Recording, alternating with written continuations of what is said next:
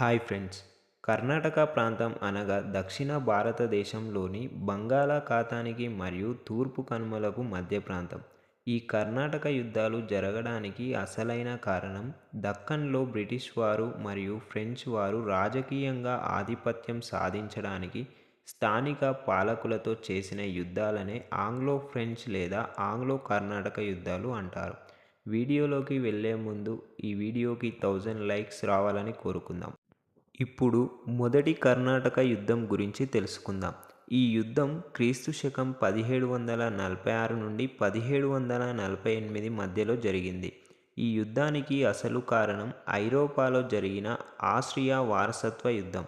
అంటే ఆస్ట్రియా రాజైన 6వ చార్లెస్ అనంతరం సింహాసనం విషయంలో తలెత్తిన యుద్ధం.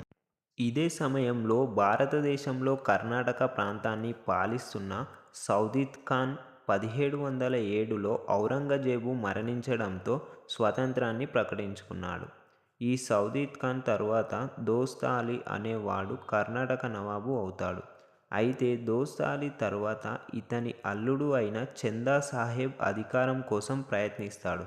కానీ దోస్త్ అలీ అనుచరుడైన అన్వరుద్దీన్ నిజాం ఉల్ ముల్క్ సహాయంతో కర్ణాటక ప్రాంతానికి నవాబు అవుతాడు.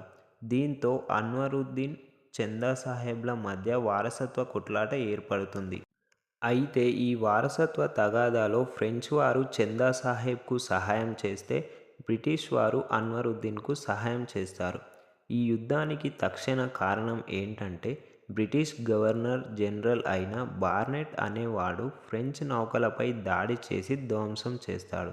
ఇది తెలుసుకున్న ఫ్రెంచ్ గవర్నర్ జనరల్ అయిన డూప్లే మార్షన్లో ఉన్న ఫ్రెంచ్ గవర్నర్ లా బోర్నాయిస్ అనే వాడిని పిలిచి వీరిద్దరూ కలిసి ఆంగ్లేయుల వర్తక స్థావరం అయిన మద్రాస్ను క్రీస్తు శకం 1746లో ఆక్రమిస్తారు.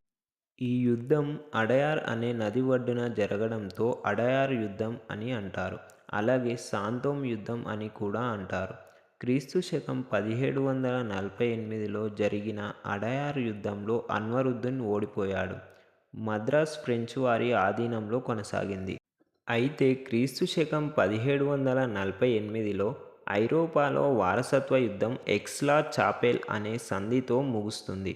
ఈ సంధి ఫలితంగా బ్రిటిష్ వారికి ఫ్రెంచ్ వారు మద్రాస్ను తిరిగి ఇచ్చేస్తారు. దానికి బదులుగా ఫ్రెంచ్ వారు ఉత్తర అమెరికాలో లూయిస్ బర్గ్ అనే ప్రాంతాన్ని తిరిగి పొందుతారు. దీంతో యుద్ధం ముగుస్తుంది.